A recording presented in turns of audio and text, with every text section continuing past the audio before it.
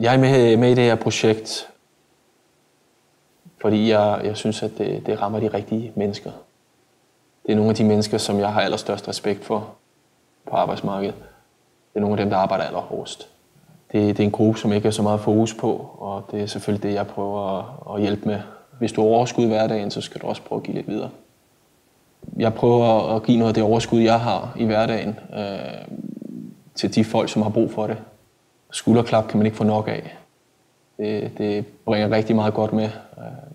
Humør, selvtillid og den slags ting. Så det synes jeg, vi skal gøre. Og det med at vise respekt til en gruppe, som måske i hverdagen ikke får så meget opmærksomhed, det synes jeg var en rigtig god idé. Jeg kan relatere til mange af de ting, som Pensum står for. Og jeg synes også, da jeg fik det her projekt i hånden, der synes jeg, det var et godt mål, de har sat sig med at skulle hylde nogle af de her hverdagens helte, som man kalder dem. Pensums kunder er jo meget lig med det jeg kommer fra. Den opdragelse, jeg har fået. Den familie, jeg har. Jeg har den største respekt for de mennesker, vi snakker om her.